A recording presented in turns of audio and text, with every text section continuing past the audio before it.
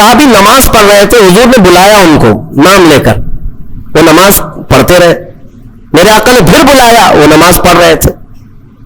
پھر سلام پھیر کر دوڑے دوڑے آئے, یا رسول اللہ آپ نے بلایا. حضور نے فرمایا میں تو کافی دیر پہلے بلایا تھا, اب آ رہے ہو. کہا آقا نماز پڑھ رہا تھا. حضور نے فرمایا کیا تم نے قرآن کی آیت نہیں سنی؟ یا ایھا الذین آمنوا استجیبوا للہ وللرسول اذا دعاکم, اے ایمان والو اللہ اور اس کے رسول جب بلائیں تب حاضر ہو جاؤ, چاہے نماز میں ہی کیوں نہ ہو. فرمایا نماز میں ہی کیوں نہ ہو, حاضر ہونا ہے. حضور نے اگر ندا دے دی. اس صحابی نے پوچھا نماز چھوڑ کر آ جاؤ؟ سنو اب مسئلہ کیا ہے. فرمایا گیا کہ ہاں 2 رکعت اگر تم نے پڑھ لی, 4 رکعت والی نماز پڑھ رہے تھے عصر کی, 2 رکعت پڑھ چکے تھے یا 1 رکعت پڑھ چکے تھے, رسول نے بلایا, نماز چھوڑ کر کے چلے آئے. حضور نے پوچھا خیریت, طبیعت کیسی, ساری چیزیں بات چیت ہوئی. حضور نے بازار بھیجا, سامان لے آؤ, سودا سلف خریدو, فلاں کو دے آؤ. سب سامان دیا, خریدا, خرید و فروخت کیا. واپس آیا, فرمایا گیا جہاں سے چھوڑا تھا وہیں سے کمپلیٹ کرو, کنٹینیو کرو. پھر سے دہرانے کی ضرورت نہیں, 2 رکعت ہوئی تھی, آگے کی 2 رکعت کمپلیٹ کر لو, کنٹینیو کرو. کیوں؟ اس لیے کہ یہ بیچ میں جو تم جو کچھ بھی کرتے رہے یہ نماز کے باہر نہیں, یہ بھی رسول کی اطاعت ہے. بمصطفیٰ رساں خیش کے دی ہم آؤست. اسی لیے اقبال نے کہا اپنے آپ کو نبی کے قدموں تک پہنچا دے, یہی دین ہے, یہی دین ہے. اب میں آپ کو بتاتا ہوں, صحابہ قبلہ بدل جانے کے بعد پوچھا کسی صحابی نے کہ یا رسول اللہ ہم تو اس طرف منہ کر کے نماز پڑھتے تھے, میں اگر آپ کے سامنے, آپ 1000 میرے چاہنے والے کیوں نہ ہو, 1000 میرے عاشق کیوں نہ ہو, مصلی سے اگر میرا منہ گھوم گیا تو سارے پکڑ کے مجھے گھمائیں گے سیدھے, امام صاحب سیدھے قبلے کی طرف ہو جاؤ. یا اگر کسی نے نہیں گھمایا تو بعد میں تو بولیں گے آپ کا قبلہ صحیح نہیں تھا, آپ اس طرف منہ کر کے پڑھ رہے تھے, قبلہ ایسے تھا. میرے عزیزو شریعت سب کے لیے ہے, لیکن رسول جو کرے وہی شریعت ہے. حضور پاک صلی اللہ علیہ وسلم اگر گھوم گئے پورے اپوزٹ ڈائریکشن میں, کسی صحابی نے پوچھا بھی نہیں, بلکہ خود بھی گھوم گئے حضور کی طرف, اور رسول کریم صلی اللہ تعالی علیہ وسلم کی ابتدا میں نماز کمپلیٹ کی. وہ ایک نماز ایسی ہے, 4 رکعت والی ایک نماز ایسی ہے, 2 رکعت بیت المقدس کی طرف منہ کر کے اور 2 رکعت خانہ کعبہ کی طرف منہ کر کے. باقی کسی کی ایسی نماز نہیں ہے. آج بھی وہ مسجد مدینہ طیبہ میں موجود ہے جس کو مسجد قبلتین کہتے ہیں, جہاں یہ قبلہ بدلا تھا, جہاں یہ آیت اتری تھی.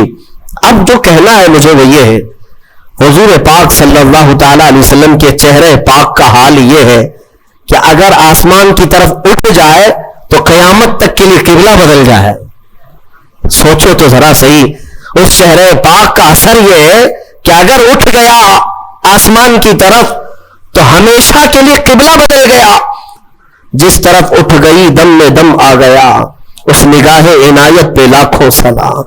حضور پاک صلی اللہ تعالی علیہ وسلم کے چہرے پاک کے بارے میں تم سمجھ رہے ہو, قبلہ جب مسلمانوں کا قیامت تک کے لیے بدل سکتا ہے تو ایک بار وہ چہرہ اگر ہم سب کی طرف ہو جائے. میرے آقا آؤ کہ مدت ہوئی ہے, تیری راہ میں اکھیاں بچھاتے بچھاتے بڑے دن ہوئے ہیں, تیری حسرتوں میں تیری یادوں میں بڑے دن ہو گئے گھر کو سجاتے سجاتے. اے مومنوں تمنا یہ کرو حضور کی بارگاہ میں ہمیشہ کہ وہ چہرے جمال جہاں آرا ایک بار نظر آ گیا تمہیں تو تمہارا یہ ادھر ادھر کا قبلہ بدل جائے گا, پھر تمہارا قبلہ اسی محبوب دو جہاں کی طرف ہوگا. ہمارے دلوں کے قبلے کو بدلنا بھی یہ میرے حبیب پاک صلی اللہ علیہ وسلم کا اثر ہے. اب منافقین جو ہے بات بنانے لگ گئے. میں یہاں پر ایک اور نقطہ عرض کر دوں. صحابہ کا حال یہ تھا کہ انہوں نے کسی نے پوچھا نہیں 2 رکعت ادھر اور 2 رکعت ادھر کیوں, بلکہ صحابہ جانتے تھے کہ جو رسول کرے وہی دین ہے, وہی شریعت ہے. ایک صحابی سے پوچھا حضور پاک صلی اللہ تعالی علیہ وسلم ظہر کی نماز میں قرات کرتے تھے یا نہیں کرتے تھے؟ حضور ظہر کی نماز میں قرات کرتے تھے. آپ سب کو معلوم ہے نا 3 نمازیں جہری ہیں, 2 نمازیں سری ہیں. فجر مغرب عشاء اس میں زور سے قرات کرتے ہیں امام, ہے نا. اور ظہر اور عصر میں زور سے نہیں کرتے، خاموش، لیکن کرتے ہیں کہ نہیں کرتے تم کو کیا معلوم؟ خاموش کھڑے رہتے نا امام، تو آپ کو پتا ہے پیچھے صفوں میں کھڑے رہتے امام صاحب پڑھتے بھی ہیں کہ نہیں پڑھتے، کسی کو نہیں پتا۔ اب حضور پاک صلی اللہ علیہ وسلم ظہر کی نماز میں آہستہ ہی صحیح کچھ پڑھتے تھے کہ نہیں پڑھتے تھے؟ ایک صحابی سے پوچھا گیا، اس صحابی نے کہا ہاں رسول اللہ تلاوت کرتے تھے۔ کہا سنائی دیتا تھا؟ کہ نہیں۔ کیسے پتا؟ وہ صحابی کہتے ہیں میں پیچھے صف میں کھڑا رہتا اور حضور کے چہرے کی طرف دیکھتا، آپ کی داڑھی مبارک ہلتی رہتی تھی، داڑھی مبارک ہلتی رہتی تھی۔ اس کا مطلب یہ ہے کہ میرے آقا نماز میں خاموش نہیں تلاوت کیا کرتے تھے۔ اے میرے عزیزوں، ان صحابہ سے پوچھو نماز میں تمہیں کعبے کی طرف دیکھنا چاہیے یا رسول کے چہرے کی طرف؟ ان صحابہ کی ترجمانی اگر کہیں سے ملتی ہے تو بریلی کے امام کی زبان میں وہ کہتا ہے حاجیوں آؤ شہنشاہ کا روضہ دیکھو، کعبہ تو دیکھ چکے، کعبے کا کعبہ دیکھو، کعبے کا کعبہ دیکھو۔ صحابہ جو دیکھتے تھے وہ کیا تھا؟ کعبے کا کعبہ تھا، اور وہ ان کی نمازیں نہیں ٹوٹتی تھی۔ ہاں آپ سب چاہے کتنا بھی بڑا امام ابھی آئے، آپ کو حکم نہیں ہے کہ امام کی طرف دیکھتے رہو، آپ کو حکم نہیں ہے، آپ کعبے کی طرف منہ کر کے رکھو۔ اب کے زمانے میں امام کے پیچھے ہیں آپ، لیکن امام کو دیکھتے مت رہو نماز میں کہ امام کی ٹانگ اٹھی ہے یا پیر اٹھا ہے، پائجامہ نیچے آیا ہے، کیا ہو رہا ہے اس کا نماز میں، یہ تمہیں حکم آج نہیں ہے۔ نماز میں اگر کھڑے ہو گئے تو قبلے کی طرف منہ رہے۔ صحابہ اکرام کا حال یہ تھا کہ وہ اپنے رسول کو دیکھا کرتے۔ اتنا ہی نہیں میرے عزیزوں، اتنا ہی نہیں، ایک اور بات میں بتا دوں۔ آج مدینہ طیبہ میں اگر آپ جائیں گے، اللہ سب کو حاضری نصیب فرما، یہ حضور کا محراب اس طرف ہے سامنے، حضور پاک صلی اللہ تعالی علیہ وسلم کا محراب سامنے ہے، اور جب محراب کی طرف منہ کر کے کوئی کھڑا رہے گا تو بائیں ہاتھ کی جانب حضور صلی اللہ تعالی علیہ وسلم کا حجرہ، جو روضہ ہے آج بھی حضور کا، وہی حضور کا حجرہ تھا جس میں میرے آقا صلی اللہ علیہ وسلم حضرت عائشہ صدیقہ رضی اللہ تعالیٰ عنہا کے ساتھ قیام فرماتے۔ وہ حجرہ عائشہ صدیقہ ہے جس میں میرے آقا دفن ہے آج۔ کہاں ہے وہ؟ یہ سامنے محراب اور ادھر بالکل بائیں سائیڈ میں ہے، حجرہ ہے حضور کا، دروازہ بھی اس کا وہی تھا۔ جب اقامت یہاں بولتا مؤذن، حضور حجرے سے نکلتے تھے، اور جب حضور حجرے سے نکلتے صحابہ کھڑے ہو جاتے تھے اور صفیں لگ جاتی تھی۔ اندازہ کرو قبلہ ادھر ہے اور حضور کا حجرہ ادھر ہے بائیں جانب۔ حضور اکرم صلی اللہ تعالی علیہ وسلم کی وفات سے چند دنوں پہلے کی بات ہے، یہ آخری ایام ہے ظاہری زندگی کے، جب رسول کریم صلی اللہ تعالی علیہ وسلم علالت میں تھے، تکلیف بہت زیادہ تھی، بخار کی شدت تھی، 1 مہینے تک بخار کی شدت رہی سفر کے مہینے میں۔ ان دنوں میں بعض مرتبہ ایسا ہوا حضور اکرم صلی اللہ تعالی علیہ وسلم اپنے حجرے سے نکلتے تو 2 صحابہ کے کندھوں پر ہاتھ رکھ کر کے آتے تھے، تکلیف کی شدت تھی لیکن پھر بھی مسجد میں آ جاتے تھے۔ لیکن آپ کی وفات سے چند دن پہلے ایسے حالات پیش آئے کہ حضور اپنے حجرے سے باہر نہیں آتے تھے۔ صحابہ کی نمازیں کون پڑھاتا تھا؟ حضرت ابو بکر صدیق پڑھاتے تھے، مصلی پر آپ بڑھتے، نمازیں آپ پڑھاتے۔ 17 نمازیں حضرت ابو بکر صدیق نے پڑھائی۔ ایک روایت میں پڑھتا ہوں تو آنکھیں بھیگ جاتی ہیں، مغرب کی اذان ہو چکی، صفیں لگ چکی، مؤذن اقامت بول چکا، حضرت ابو بکر صدیق مصلی پر جا چکے، تکبیر باندھ لیے، اچانک حضور کا حجرہ کھل گیا۔ کئی دن سے میرے آقا آئے نہیں تھے، جیسے حجرہ کھلا سارے صحابہ مڑ کر کے میرے آقا کی طرف دیکھنے لگ گئے، قبلے کی طرف نہیں، حجرے کی طرف سب مڑ گئے۔ اور جب رسول کریم صلی اللہ تعالی علیہ وسلم کے چہرے پاک کی چمک دیکھا، سارے صحابہ کے دلوں میں ایسی رقت طاری ہو گئی، ان کی آوازیں بلند ہو گئی۔ بعض نے ہاتھ پر آواز مار مار کر کے کہا ابو بکر پیچھے آ جاؤ، آفتاب رسالت آ چکے، رسول کریم صلی اللہ تعالی علیہ وسلم آ چکے۔ میں یہ نماز کی حالت کی بات کر رہا ہوں، نماز کی حالت۔ صحابہ جانتے تھے کہ رسول کی رضا ہی یہ اللہ تک پہنچنے کا ذریعہ ہے. اگر رسول کو راضی کر لیا تو ساری عبادتیں ہیں, اور اگر وہ راضی نہ تو ساری عبادتیں فضول ہیں.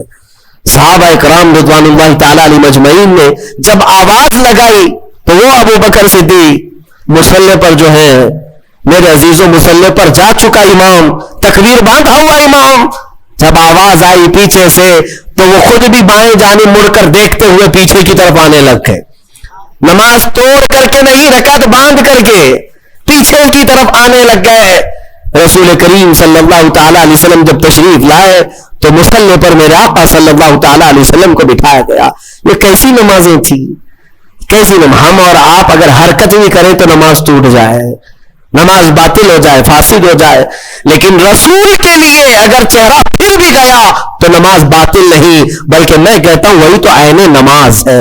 ظالمو, تم کہتے ہو رسول کا خیال آنا معاذ اللہ رب العالمین برے کلمات کہتے ہو, گدھے کے خیال سے بدتر. ان صحابہ سے پوچھو, وہ اللہ رب العزت کی عبادت کرتے تھے لیکن رسول کے چہرے کو بھی دیکھا کرتے تھے.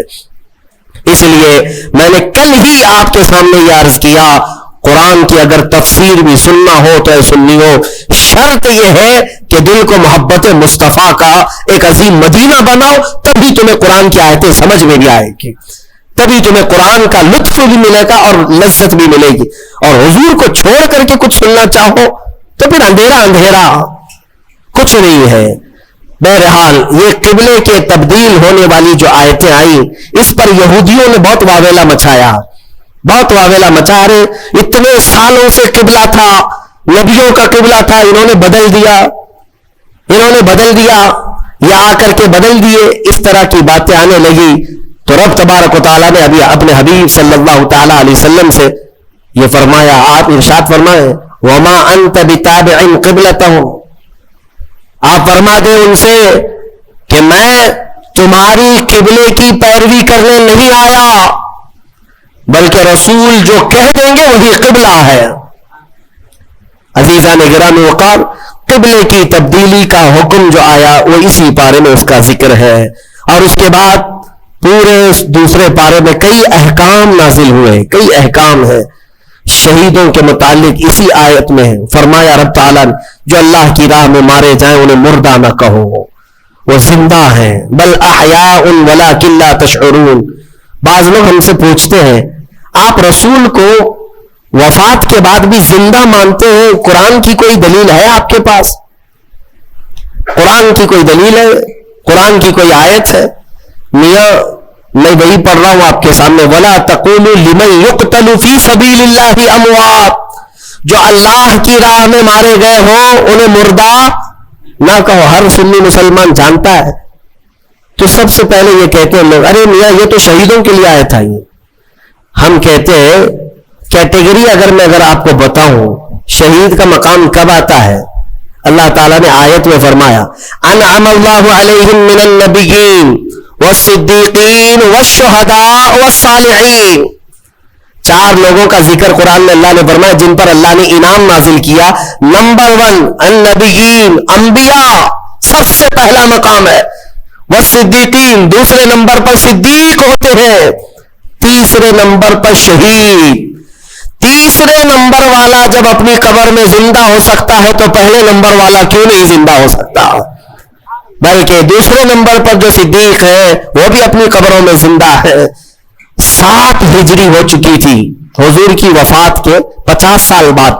60ویں ہجری میں مدینے میں ایک سیلاب آیا. توجہ چاہتا ہوں, یہ حدیث میں موجود ہے. سیلاب آیا اور پانی اتنا بھر گیا کہ مسجد نبوی میں بھی آیا. مسجد نبوی میں جب پانی آیا تو حضور کے حجرے میں بھی داخل ہوا. مٹی کی قبریں تھی, ایک قبر کھل گئی. قبر کھل گئی تو پیر باہر نظر آنے لگا, خوبصورت پیر. مدینے والے سب جمع ہو گئے کہ رسول اللہ کا پیر نظر آنے لگا. کب کی بات؟ 60ویں ہجری کی بات کر رہا ہوں.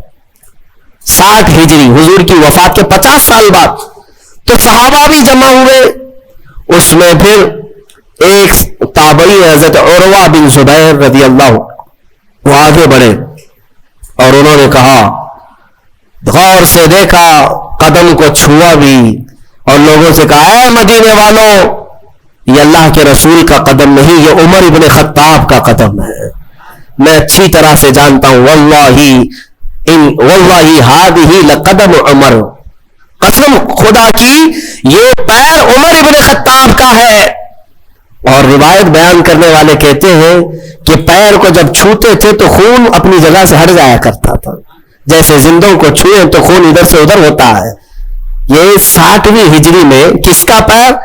عمر ابن خطاب رضی اللہ تعالیٰ عنہ کا، جن کے پہلو میں آرام کرنے والا زندہ ہے تو پھر اس رسول کی برکت کا حال کیا ہوگا. تو زندہ ہے واللہ، تو زندہ ہے واللہ، میری چشم عالم سے چھپ جانے والے. جو تم کو مردہ کہے وہ مردہ ہے واللہ، اور اے رسول پاک تم زندہ ہو واللہ، تم زندہ ہو واللہ. یہ ایک عقیدہ یہاں سے لے کر کے چلو. شہداء کی زندگی کا بھی تذکرہ آج کی تلاوت میں ہم نے حاصل کیا. اور ایک اہم چیز آج کے پارے میں ہم نے جو تلاوت کی وہ ہے حج کے احکام. تقریباً اس میں آ گئے الحج اشہر معلومات. اب رمضان کے بعد جو مہینہ شروع ہوگا وہ حج کا مہینہ ہے. شوال، ذی القعدہ، ذی الحج. شوال کا پورا مہینہ، ذی القعدہ کا پورا مہینہ، اور ذی الحجہ کے 10 دن قرآن کہتا ہے یہ حج کے مہینے ہیں. فمن فرض فیہن الحج، جس پر حج فرض ہو گیا پھر وہ کوئی گناہ نہ کرے. فلا رفث ولا فسوق ولا جدال فی الحج. زنا، خواہشات نفسانیہ، یا پھر جھگڑا، یا پھر کوئی ایسا فسق والا عمل نہ کرے حج جس پر فرض ہو گیا. اب حج کس پر فرض ہوا؟ ہمارے ہاں تو یہی حال ہے کہ بیٹی کی بھی شادی ہو چکی ہو، بیٹے کی بھی ہو چکی ہو، سب کے عقیقے بھی ہو چکے ہو، ان کے تمام کام سب ہو چکے ہوں، بال سفید ہو گئے ہوں، کمر ٹیڑھی ہو گئی، تب حج فرض ہو رہا ہے. یہاں حج کیا فرض ہو رہا ہے؟ اس وقت تو قبر فرض ہونے والی ہے. ابھی حج جو ہے عمر کے اعتبار سے فرض نہیں ہے. صاحب استطاعت کسے کہتے ہیں؟ حج پر جانے اتنی رقم تمہارے پاس ہے، 1 مہینہ حج کے لیے لگتا ہے، اور جاؤ گے تو تمہارے گھر والوں کو راشن پانی مل جائے گا 1 مہینے کا، تو حج فرض ہو گیا. 50 لاکھ کا گھر بنا لیتے ہیں، 5 لاکھ کا حج نہیں ہو سکتا. سمجھ لو تمہارے پاس اس زمانے میں 5 لاکھ ایکسٹرا ہے تو میرے اندازے کے مطابق اس پر حج فرض ہو چکا. اور میرے آقا صلی اللہ علیہ وسلم نے فرمایا جس پر حج فرض ہوا اور وہ حج کے لیے نہیں گیا، میرے آقا فرماتے مجھے اس کی پرواہ نہیں کہ وہ یہودی ہو کے مرے یا عیسائی ہو کے مرے. حج کی فرضیت کو ہلکے میں لیتے لوگ. میں وہاں حج میں اکثر جا کر دیکھتا ہوں سب سے بوڑھے حاجی کہیں کے ہوتے ہیں تو ہندوستان کے، پاکستان کے، بنگلہ دیش، سب سے بوڑھے حاجی ایسے لٹکے ہوئے آتے ہیں بیچارے. ان کو نہ عرفات کا میدان معلوم، نہ مینا، نہ مزدلفہ. احکام کیا کریں گے؟ راستے پہ بیٹھ گئے، بلاتے چلیے حاجی صاحب عرفات کا میدان وہاں ہے، اس میں ٹھہرنا فرض ہے. کہا نہیں بابا تھک گئے، اللہ معاف کرے گا. اللہ تو یہاں ہندوستان میں بھی معاف کرتا. گئے تو پیسے دے کر کے. احکام تو پورے کرنے ہی ہے. اگر احکام کیے بغیر تم یہ کہتے بیٹھ جاؤ تو میرے عزیزوں یہ مذاق ہے. اسی لیے جوانی میں اگر مال آ گیا، استطاعت آ گئی تو جوانی میں حج فرض ہے. انڈونیشیا والوں کے بارے میں ہم نے سنا ہے حج نہیں کرتے تو ان کو لڑکی بھی نہیں دیتے ہیں. شادی کرنے سے پہلے وہاں جوان لوگ حج کر چکے ہوتے ہیں. حج نہیں تو عمرہ. غریب آدمی عمرہ کرے گا تو اس کو بیوی ملے گی. لہذا آپ میں سے جو اس طرح کے خیالات پالتے ہو کہ ابھی بہت کام باقی ہے، بعد میں دیکھ لیں گے حج، تو ان کے لیے یہ وعید ہے. کچھ بوڑھے جا چکے حج کے لیے، لیکن بہت سے تو ایسے ہیں موت آ گئی، وہ پلاننگ کرتے رہ گئے اور موت آ گئی. پھر ان کے لیے وہی وعید ہے جو حدیث پاک میں آئی ہے. پتہ نہیں ان کا خاتمہ کس انجام کے ساتھ ہوا ہو. حضور فرماتے مجھے اس کی پرواہ نہیں کہ یہودی ہو کے مرے یا عیسائی ہو کے مرے. اللہ نے اگر طاقت دی ہے، استطاعت دی ہے اور مال دیا ہے تو حج کر لیا کرے.